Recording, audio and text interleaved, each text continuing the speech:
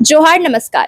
टाटी सिल्वे के genius institute of technology में एसएससी जीडी कांस्टेबल की परीक्षा के दौरान कदाचार में लिप्त कुछ परीक्षार्थियों को रांची पुलिस के द्वारा हिरासत में लिया गया। आइए जानते हैं ग्रामीण एसपी गौरव गोस्वामी ने इस विषय में क्या कहा। देखिए, कल एक सूचना वरीय पुलिस अधीक्षक महोदय को प्राप्त हुई थी, जिसमें एक इंस्टीट्यूट जिसका नाम जीनियस इंस्टीट्यूट ऑफ टेक्नोलॉजी है, जो कि टाटी सिल्वे थाना क्षेत्र अंतर्गत है।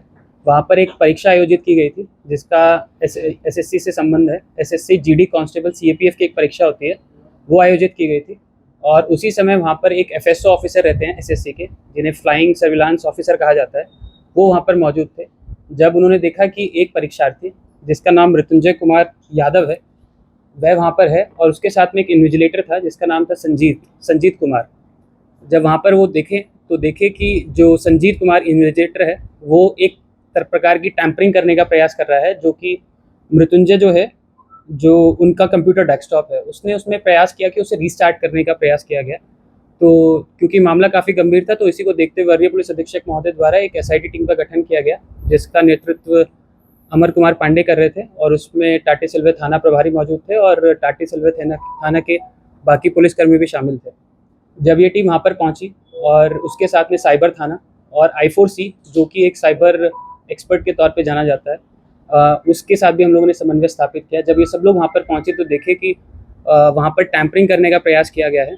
जिस कंप्यूटर पे परीक्षा को देना था, वहाँ पर उसे टैंपर करके उसे रीस्टार्ट करने का कुछ प्रयास किया गया था। तो इसी को मद्देनजर रखते हुए सबसे पहले मृत्युंजय कुमार यादव को हिरासत में लिया गया, और दूसरा संजीत कुमार, जो कि वहाँ पे इन्विजिलेटर का काम करते हैं, उन्हें हिरासत में लिया गया।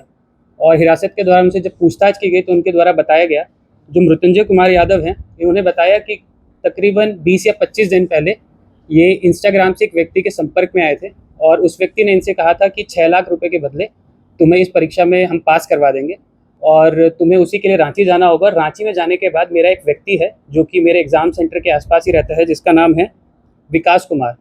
ये विकास कुमार के बता दें कि ये सेंटर हेड भी है इसी इंस्टीट्यूट का, जीनियस इंस्टीट्यूट ऑफ टेक्नोलॉजी, जो टाटी सिल्वे में है। और इसके साथ में एक और व्यक्ति है मुन्ना राज, जो कि IT हेड है। तो ये टोटल 4 लोग हैं जिनकी गिरफ्तारी हम लोगों ने करी है, और किसी न किसी रूप में ये लोग पेपर को किसी एस्पेक्ट में रिमोटली हैंडल कराने में सक्षम थे। इसमें जो मॉडस ऑपरेंडी है, जो अभी तक जितने भी तकनीकी और फिजिकल एविडेंसेस हैं, जिनको एग्जामिन करके हम अभी तक पहुंच पाए हैं, और इसमें जो I4C है उसने भी बहुत महत्वपूर्ण भूमिका निभाई है। जो 15 OP में कुछ दिन पूर्व एक MO सामने आया था, जिसमें बताया गया था कि जो रिमोटली हैंडल किया जाता है, जो कंप्यूटर सिस्टम होता है, सिमिलर MO भी यहाँ पे था। बट यहाँ पे एक चीज़ अलग थी कि उसमें बताया गया था कि पिछली बार कि उन लोग का कपड़ा पहनने का स्टाइल या फिर जिस तरह के कपड़े पहन के आते हैं वो पहले से शेयर कर दिए जाते हैं। इस बार के MO में क्या है, जो इन्विजिलेटर है वो परीक्षार्थी को जानता है, और वो वहाँ पर जाकर जिस अभ्यर्थी को जिस कंप्यूटर पे परीक्षा देनी है उसको रीस्टार्ट करता है। आपको थोड़ा सरल भाषा में बताना चाहेंगे कि ये टेक्निकली होता कैसे है। देखिए, कोई भी एग्जाम सेंटर होता है, उसमें एक मास्टर कंप्यूटर होता है। मास्टर कंप्यूटर से बहुत सारे कंप्यूटर जुड़े होते हैं, जिस पे डिफरेंट कैंडिडेट्स बैठे होते हैं और अपना परीक्षा दे रहे होते हैं। इसी में एक 2-3 चीज़ें और होती हैं। एक सर्वर होता है जहाँ पे पूरा डाटा स्टोर हो रहा होता है, और एक होता है फायरवॉल। फायरवॉल का जो यूसेज वो है कि कोई भी अगर बाहर से अटेम्प्ट करता है परीक्षा में कुछ भी मतलब टैंपरिंग करने का, वो ना हो सके।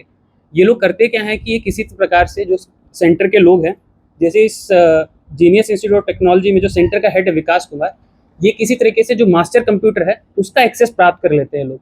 एक्सेस प्राप्त करने के बाद जो स्टूडेंट है उसका IP ये लोग ग्रांट कर लेते हैं, और वो IP को बाहर किसी के व्यक्ति के पास में शेयर कर देते हैं।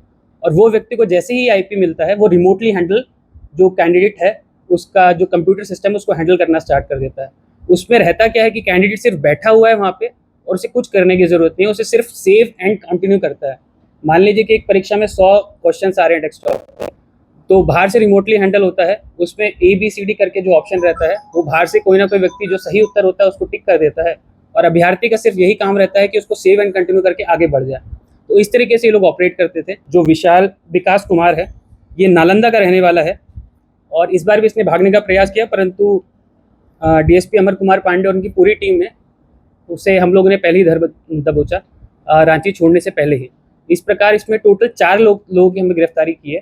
इसमें सबसे पहला जो व्यक्ति है वो है मृत्युंजय कुमार यादव, जो भी अभ्यर्थी था, जो ये बेसिकली सिवान का रहने वाला है बिहार से, और इसको अपना सेंटर बिहार डालना चाहिए था, पर जिस व्यक्ति से संपर्क में आया था उसी के कहने पर इसने अपना सेंटर रांची में डाला था, क्योंकि रांची में जो विकास कुमार है, जिससे इंस्टाग्राम पे इसकी बात हुई थी, उसके संपर्क में था। और विकास से आने के बाद ये कल सुबह परीक्षा 10 बजे से लेके थी, 10 बजे से 11 बजे के बीच में थी। उससे पहले 8 बजे आने के पश्चात ये विकास से मिला था और सारी की सारी सेटिंग इसने विकास के साथ मिलकर की थी।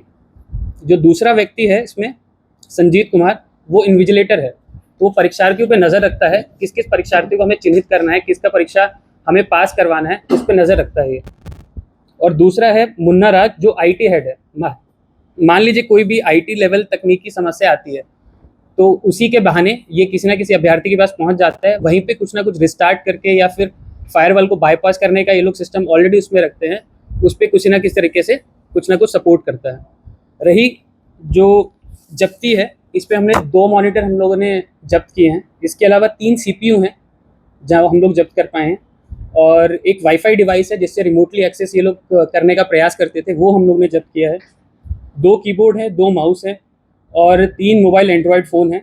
और इसके अलावा हमें 5 चेकबुक भी मिली हैं, जिससे अगर परीक्षार्थी का पास हो जाता है तो उसी चेकबुक को यूज़ करके ये लोग उनके अकाउंट से निकासी किया करते हैं। और इसके अलावा 2 अभ्यर्थियों का एडमिट कार्ड हमें और मिला है, जिस पर हम लोग अभी अनुसंधान कर रहे हैं और उसमें भी कुछ ना कुछ प्रगति हमें मिलेगी।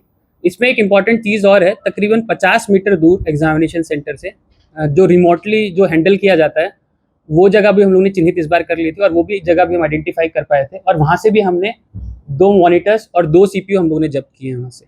ये जो IP है, वो IP तो एक स्टूडेंट को मिला जाता है, और वो बाहर कैसे आया, तो उसमें जैसे मैंने आपको बताया कि ये लोग पूरा सिस्टम की तरह काम करते हैं। जैसे मान लीजिए कि ये IT हेड है, सेंटर हेड है, तो हर कोई फर्स्ट फ्लोर पे रहेगा, ग्राउंड फ्लोर पे रहेगा, सेकंड फ्लोर पे रहेगा, और किसी ना किसी माध्यम से मान लीजिए कि चाय पीने के बहाने ही बाहर चले गए और वहाँ पे IP को नोट डाउन कर लेते हैं, बाहर जाके जहाँ से रिमोटली हैंडल करना है वहाँ पे IP को शेयर कर दिए जाते हैं इन लोग के द्वारा।